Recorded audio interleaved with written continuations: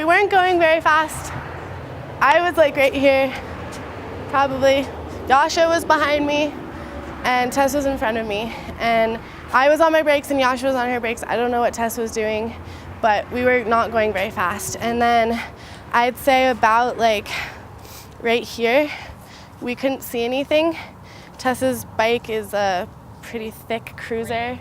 And the guys were over here and they came really fast. They were like biker dudes with spandex and the helmets and like the logos and everything.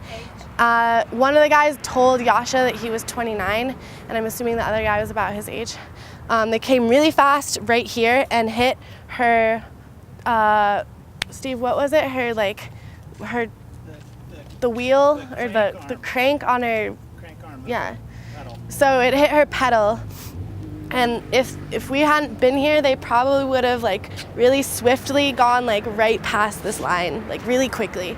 But yeah, she was right here and got hit, and then she flew over here, over the top of her handlebars. Her bag, she landed on her bag right here, and her head probably hit somewhere right here. And so she was tangled in her bag, and then her body was right here. And she was unconscious. She's had 4 CT scans, okay? And just also maybe to share a little bit about that story, about the impact of, you know, those feelings of, oh my God, I've lost my daughter. Is she gonna wake up with a brain, you know? Is she gonna be paralyzed? You know, that whole process, all because of, there wasn't a helmet and it was an unsafe, you know, area. She's lucky. The doctor said she was lucky to be alive.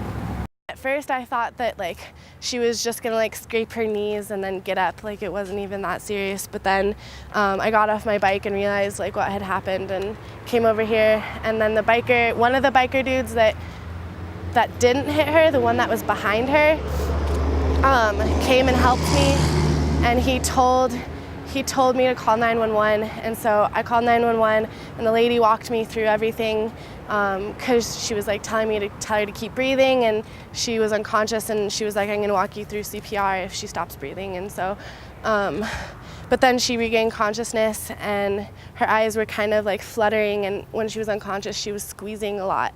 And then she opened her eyes and saw me, and then she tried to sit up, and the lady told her to continue laying down so she didn't further any injury. And then she sat up anyway, and she was really aware with me and kept eye contact with me and held my hand, and she looked really scared, and I was trying to get her to talk, just to like say hi or say her name or whatever. And the fire truck came first, and then as soon as the cops came and the ambulance came, then the guys left. But I wasn't really paying attention to them. Yasha was talking to them, and one of the guys was gonna give her his number because he felt bad, and then they left. But once all these people started to handle her, then she started to get really freaked out and started crying, and then she realized that she was in a lot of pain, and I was trying to like walk her through it, and then one of the paramedics lady pushed me aside, told her that I had to move. And then one of the paramedics lady asked us, does this matter if we were really drunk? And she told me that Tess was drunk, and me and Yasha were like, really?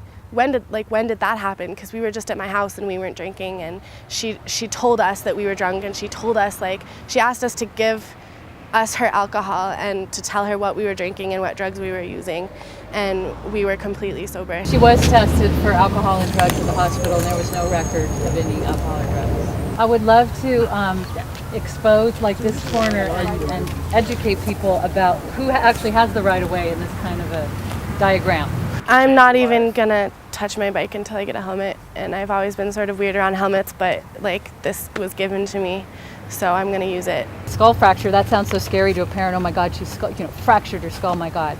But I saw the scan, and it's very minute, and he says we don't worry about those because they're in the bone and they actually heal within a couple of weeks. It's the bruises and that huge impact on the frontal lobe that really can make it.